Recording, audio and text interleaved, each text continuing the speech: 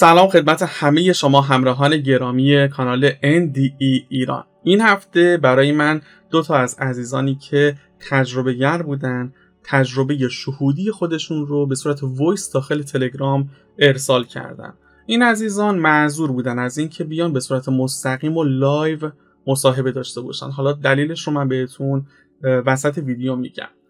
اولین وایس مربوط میشه به آقای مانی که ایشون یک تجربه ماورای شهودی داشتن که تجربهشون به نظر من با اینکه کوتاه قابل توجهه. البته تجربه ایشون تجربه کاملتری هستش که من نسخه کاملش رو داخل کانال تلگرام که این پایین من براتون زیرنویس میکنم قرار میدم. حالا چرا کاملش رو نمیتونم داخل یوتیوب قرار بدم؟ به خاطر اینکه تجربه ایشون تو بعضی از موارد منفی میشه و شاید مناسب نباشه ما داخل کانال یوتیوب خودمون بیایم رو منتشر کنیم. برای همین نسخه کاملش رو که حدوداً 10 دقیقه هم هستش داخل کانال تلگرام من براتون قرار میدم. این 3 دقیقه رو با هم دیگه گوش کنیم و ببینیم که چی با آقا مانی عزیز گذشته. سلام. من واقعیت تجربه‌ام خیلی کوتاهه. بعد حالا نمیدونم، من داشتم همین تجربه، یکی از این دوستانی که تو پیجتون گذاشته بود که بعد از فوت مادرش چیز میکرد، منم یه همچین تجربه‌ای داشتم. یعنی پدرم که فوت کرده، حالا نمیدونم به اون داستان ربط داره نداره رو من نمیدونم، یاد چیز خودم افتادم، یاد تجربه خودم افتادم که پدرم که فوت کردش منم واقعا دل مرده شده بودم. گفتم بابا چه زندگیه، چه دنیاییه. خیلی از این حرفا با خودم میزدم، اصلا برای چی من اینجام. این چیزها رو یه مدت میگفتم، یعنی با خدای خودم یه همچین چیزایی رو میگفتم. بعد یک شب شمال بودم، من دستمو گذاشته بودم روی کانتر آشپزخونه، سرمو گذاشته بودم روش از خستگی، ساعت 12 یک نصف شب و همین چشامم بسته بودم از خستگی. یه آن حالتی که مثلا کسی نگاهت میکنه، نگاهش رو سنگینی میکنه، برمیگردی نگاه، ناخودآگاه برگشتم پشت سرم و نگاه کردم، دیدم یه گوی نورانی، یه چیزی مثلا اندازه مثلا توپ فوتبال، شاید یه خورده کوچیک‌تر، نور زرد و سفید و اینجور چیزا توش بود و من همین که برگشتم نگاش کردم اصلا نگام توش قفل شد، اصلا روش زوم همینجوری نگام روش قفل شد، گره خورد انگار نگام بهش و دیگه بعد انقدر آرام، اول ترسیدم ولی آرامش شدیدن آرامش زیادی داشتم، انقدر آرامش داشتم اول فکر کردم خوابم، در صورتی که من بیدار بودم. بعد همینجور که داشتم نگاش میکردم همین روبروی صورت من یه خورده بالاتر بایستده بود شاید، همینجور که داشتم نگاش میکردم بعد من توی حال تو جلوی تلویزیون میخوابم رو کاناپه، همینجور که داشتم نگاش میکردم دنبالش رفتم توی حال و روی کاناپه دراز کشیدم، پتومم همونجا بود، پتومم کشیدم رو خودم و یه مدت هم بیدار بودم، قشنگم احساس میکردم. حالا توی آشپزخونه چراغ روشن بود ولی توی حال چراغ خاموش بود، فقط تلویزیون روشن. بعد سقف رو نگاه میکردم، میدیدم یه چیزی نزدیک سقف میره این ور میره اون ور و من سریعم خوابم برد. به هر کی هم میگفتم، خیلی هم دوست داشتم بدونم این چی بود که من دیدم. یکی میگفتم هم فرشته نگهبانته، یکی میگفت روح درگذشتگانه، بعضی هم میگفتن نمیدونم موجودات تاریکی هم میتونن خودشونو نورانی کنن. ولی این گوی نورانی که میگم مثلا این اوربایی که مثلا توی این چیزا نشون میدن، نه ها، فکر کنین مثلا توی این فیلم ها نشون میدن میگن اورب مثل حباب کف آب میمونه، نه، توش پر نور بود، نور زرد و سفید و دقیقا یادم، اصلا مغزم از کار افتاد اون لحظه، اصلا دیگه اختیارم انگار دست خودم نبود. تجربه عجیبی بود. اگر شما نظری دارید در رابطه با تجربه ایشون و فکر میکنید میدونید این نور چی بوده، حتما برای ما کامنت کنید. اون عزیزانی هم که کنجکاو هستن، دوست دارن تجربه کاملتر ایشون رو که از کودکی برشون اتفاق افتاده رو گوش کنن، حتما کانال تلگرام ما رو ببینن. عرض میکنم چرا ما قرار نداریم، به خاطر اینکه در رابطه با موجودات شیطانی که تجربه منفی روی ایشون گذاشتن و به هر حال بعضی‌ها هستن که دوست ندارن این تجارب رو گوش کنن، به خاطر همین یه فیلتر قرار دادیم و اون رو داخل کانال تلگراممون قرار دادیم. حالا میرسیم به تجربه دوم. تجربه دوم مربوط میشه به خانم الهام محجل. ایشون آذری زبان هستن و یک مقدار براشون فارسی صحبت کردن به صورت روان سخت بود. استرس هم داشتم برای این مصاحبه. من گفتم که مشکل نداره، هیچ ایرادی نداره، شما بیاین بنویسید تجربتون رو روی کاغذ، بنویسید هر آن چیزی که اتفاق افتاده به صورت کامل و اون رو از روی کاغذ برای من بخونید. اینجوری هم تمرکزتون بالاتر میره، همین که روانتر میتونید فارسی صحبت کنید تا برای همه قابل فهم باشه. ایشون هم قبول کردن و به هر حال شنیدن این تجربه ها تا نشنیدنش به اصطلاح به نظر من خیلی بهتر. گوش بدیم آن چیزی که برای خانم محجل اتفاق افتاده که تجربهشون طولانی تر از تجربه آقای مانی هستش. سلام خدمت آقای باقرزاده و دوستانی که صدای بنده رو میشنون. الهام محجل هستم. اهل تبریزم، 43 سالمه، یه دختر 13 سالم دارم. عذرخواهی میکنم اگر اشکالی در صحبت کردنم بود، چون ترکم و فارسی حرف زدن برام سخته. تجربه‌های من تجربه‌های نزدیک به مرگ نیست، بیشتر تجربیاتم شهودی و مکاشف است. بعضی وقتا هم صدایی میشنوم که بهم در مورد موضوعی هشدار میدن. چیزی که منو مطمئن میکنه این تجربیاتم توهم نیست اینه که چیزایی که میشنوم درستیش برام ثابت میشه، مثل این تجربه که میخوام خدمتتون عرض کنم.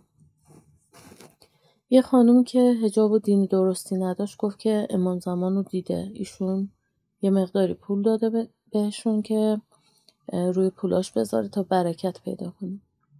بعد از رفتن اون خانوم دلم شکست و از خودم ناامید شدم و گفتم ببین من چقدر بدم که امام زمان رو ندیدم و اون خانوم حتما اونقدر خوب بوده که امام زمان رفته سراغش. وقتی این فکر رو کردم صدای یه مردی رو شنیدم که داشت دروغ میگفت، البته به طوری که گفت یالان دیگرده. این صدا رو با گوش بدنم نشنیدم ولی خیلی صدای واضح و قوی بود که نمیشد انکارش کرد. ولی از اونجایی که تجربه‌ای نداشتم نادیده گرفتم. یه چند دقیقه بعد دوباره یاد حرفای اون خانم افتادم. فکر کردم که چه خصوصیات خوبی داشت که امام زمان رو دیده. دوباره صدای همون مرد رو شنیدم که داشت دروغ میگفت. این بار مطمئن شدم که این صدا رو واقعا شنیدم. برای اینکه ببینم اون خانم دروغ گفته بود یا نه، ماجرای اون صدا رو بهش گفتم. ازش پرسیدم واقعا دروغ گفتی؟ اون خانم خجالت زده شد و هیچ حرفی نزد و من فهمیدم که این تجربهم حقیقت داشت و توهم نبود. تجربیات شهودی من از 2 سالگی دخترم شروع شد. مادر شوهرم سرطان داشت و ازش خواسته بودم که بیاد خونه ما تا راحت‌تر بتونم ازش مراقبت کنم. وقتی دخترم خوابوندم خودم کنارش دراز کشیدم ولی هنوز چشامو نبسته بودم. از پشت آینه یه دست ظریف زیبا شفاف بیرون اومد که لباسی با جنس حریر و سبک که آروم حرکت میکرد دیدم. روی لباس تکه‌هایی مثل زر برق میزد ولی با این تفاوت که خودشون نور داشتن، مثل زر نبود که نور رو منعکس کنه. فکر کردم دارم اشتباه میبینم. وقتی چشام مالیدم و دوباره باز کردم دیدم همونجاست، ولی انگار با یه چشم دیگه ای اونو میدیدم و مالیدن چشام مانع نمیشد که نبینمش. انگار با یه چشم دیگه ای که تازه به وجود اومده میدیدم. نمیدونم چطور باید توضیح بدم. بعد چند لحظه هم کم کم محو شد. یه نور طلایی یا زرد داشت. دست انگار مثلا یه خانومی بود، خیلی ظریف و انگشتا یه مقدار بلندتر از حالت طبیعی انسان بود. اتفاقی که باعث شد از نظر معنوی خیلی پیشرفت کنم این بود که یه روز عصر داشتم برمیگشتم خونه که توی محوطه مجتمع یه گوشی بزرگ دیدم که افتاده بود روی زمین. میخواستم ببرم نگهبانی که با خودم گفتم برش دارم بر خودم. از این فکر کرده بودم خیلی ناراحت شدم، چون خیلی مراقب بودم مال حرامی وارد زندگیم نشه. با خودم میگفتم همین یه فکر رو نکرده بودم. گوشی بردم تحویل نگهبانی دادم. با عصبانیت از خودم برگشتم خونه. نماز مغرب رو خوندم و هنوز ناراحت بودم از فکر دزدی.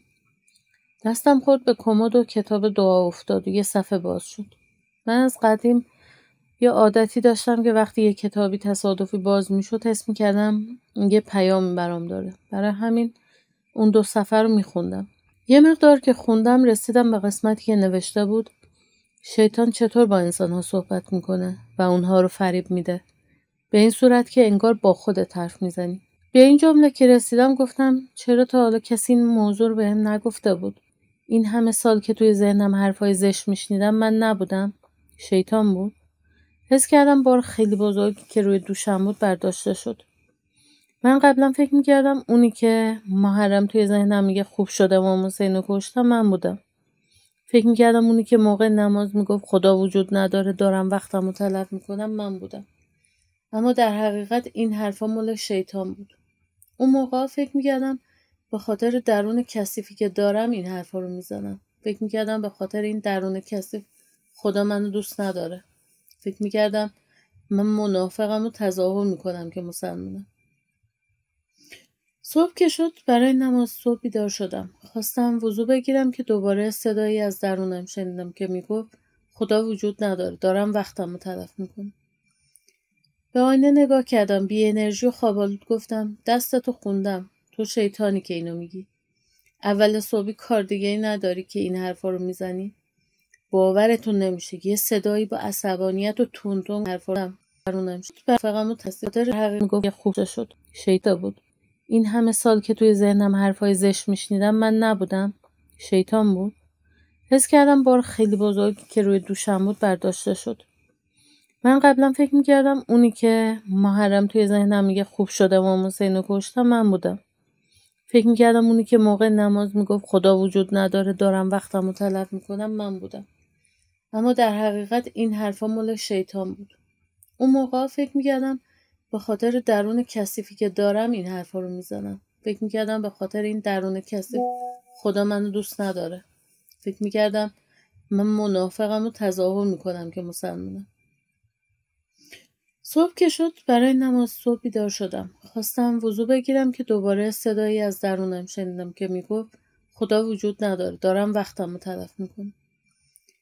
به آینه نگاه کردم. بی انرژی و خوابالود گفتم دستتو خوندم. تو شیطانی که اینو میگی. اول صبحی کار دیگه ای نداری که این حرفا رو میزنی؟ باورتون نمیشه. یه صدایی با عصبانیت و تون گفت کار من همینه گول زدن تو.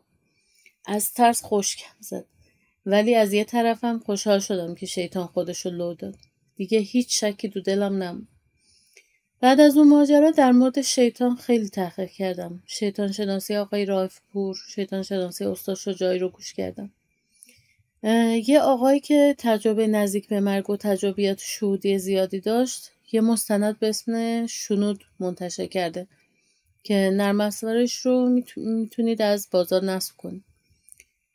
یه پیشگویی هم در مورد ایران در آخرش گفته. این مستند خیلی کمکم کرد که شیطان و حیله‌هاش رو بشناسم. بعد از شناختن شیطان توبه کردم از گناهانم. از اطرافیانم حلالیت گرفتم. کم کم حس کردم به خدا نزدیک شدم و راحت‌تر میتونم باهاش حرف بزنم و درد دل کنم. و دیگه از صحبت کردن با خدا لذت میبرم. خیلی دلم میخواست آقا امام زمان رو ببینم. آیت الله بهشت گفته بود برای دیدن امام زمان این چله رو بگیریم. بعد از نماز صبح 100 مرتبه ذکر یونسیه توی سجده و بین نماز مغرب و عشا 100 مرتبه دعای رب ادخلنی مدخل صدق رو بخونیم. منم این کار کردم و 4 روز نشده موفق شدم آقا رو ببینم. البته به صورت مکاشفه، نه اینکه تو زندگی روزمره. نشسته بودم توی اتاق که یهو فضا عوض شد. خودم رو توی صحن حرم امام رضا دیدم. با لباس بیرون بودم و چادر سرم بود. بعد رو به حرم کردم و گفتم یا امام رضا میدونی من چی میخوام؟ ظهور آقا رو و دیدارشون رو. بعد یهو حس کردم یکی کنارم ایستاده. رومو که برگردونم دیدم آقاست. زانوام شل شد و بیراده نشستم زمین. آقا هم با نگرانی نشستن روبرو. من خواستم حرف بزنم، با خودم گفتم آقا عربه، من که عربی بلد نیستم. بعد یادم افتاد امام معصوم به تمام زبانها و لهجه‌ها مسلطه. برای همین با زبان ترکی شروع کردم به حرف زدن. حسی که نسبت به آقا داشتم این بود که انگار برادریه که سالهاست میشناسمش، اما از برادرام خیلی بیشتر دوستش دارم. چهره آقا یه جوان 40 ساله به نظر می رسید، ولی با رفتار خیلی پخته. چهره به شدت نورانی و پاکی داشت. عبا تنشون بود. من پشت سر هم حرف می زدم، ولی حس کردم وقت زیادی ندارم. برای همین گفتم الان وقتم تموم میشه و حرف و صداتون رو نمیشنوم و کلا ساکت شدم و با دقت به صورت آقا نگاه کردم که ببینم آقا چی میگن. این سکوت ناگهانی و زل زدن من باعث شد آقا خنده‌شون بگیره، ولی برای اینکه من حس نکنم مسخره میکنن خنده‌شون رو جمع کردن و با مهربونی و آروم به ترکی گفتن جلیرم، یعنی دارم میام.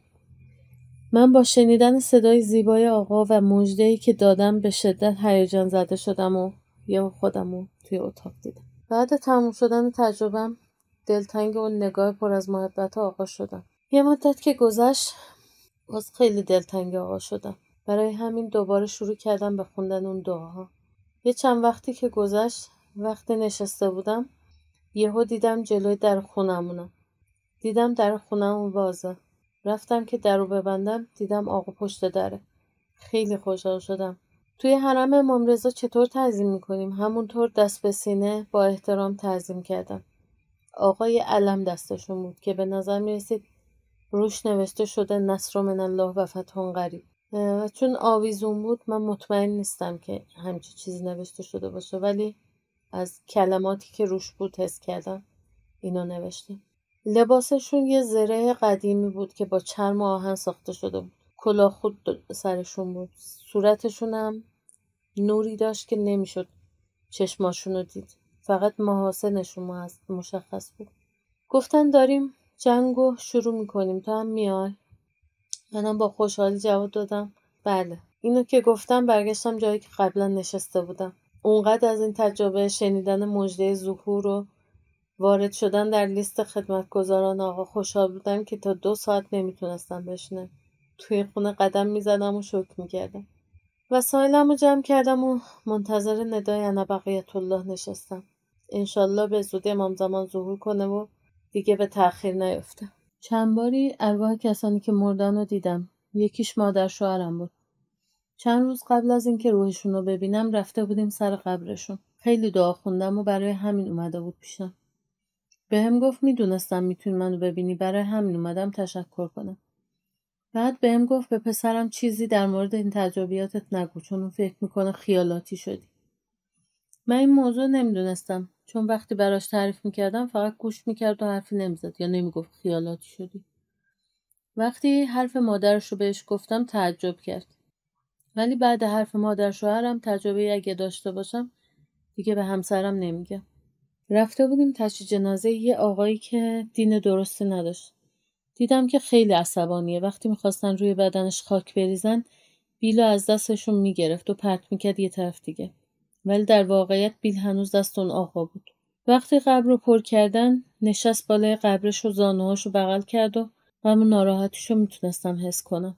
روح یه خانم پیری رو هم دیدم که موقع تشییع جنازش میومد و تو صورت تک تک آدما نگاه میکرد. دنبال کسی بود که ببینتش، ولی کسی بهش توجه نمیکرد. رسید روبروی من، بهش گفتم که مرده و باید آماده رفتن بشه. البته به صورت ذهنی باهاش حرف میزدم، مثل اینکه متوجه نبود که مرده. تعجب میکرد که چرا کسی بهش نگاه نمیکنه. روح پدر بزرگم هم موقع مراسمش دیدم. خالم خیلی گریه میکرد، برای همین گفت چرا گریه میکنی؟ من دیگه خوب شدم.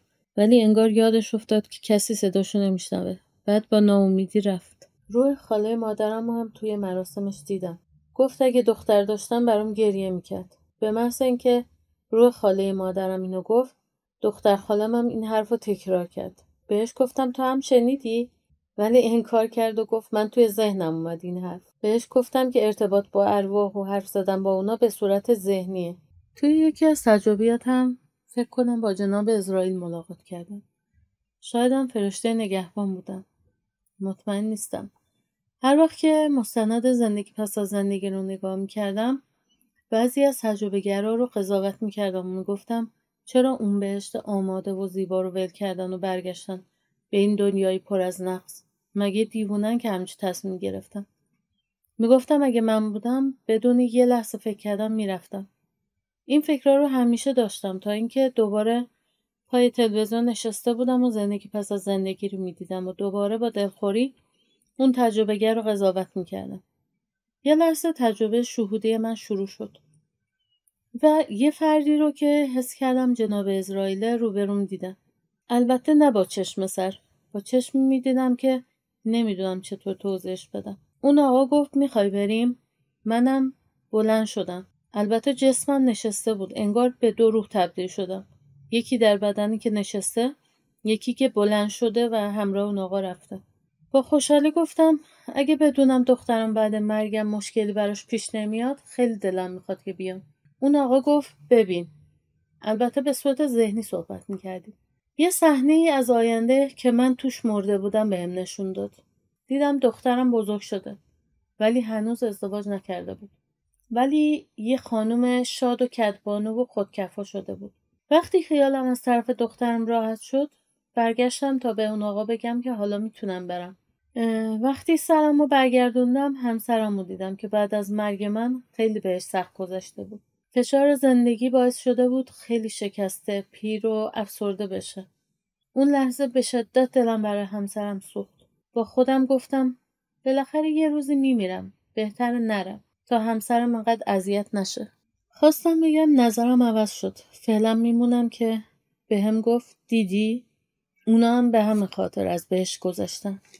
اینو که گفت دوتا روح هم یکی شد و تجربم تموم شد. خیلی ممنون که تا اینجای ویدیو رو نگاه کردید. اگر خوشتون اومد حتما ویدیو رو لایک کنید، کامنت بذارید تا این ویدیو بیشتر پیشنهاد داده بشه. اگر هم تجربه شهودی یا تجربه نزدیک به مرگ یا NDE دارید حتما اون رو برای ما ارسال کنید. به کجا؟ به این آیدی که این پایین من براتون زیرنویس میکنم داخل تلگرام. دیدن این دوتا پلیلیست رو از دست ندید و تا انتشار یک ویدیوی دیگه خدا نگهدار.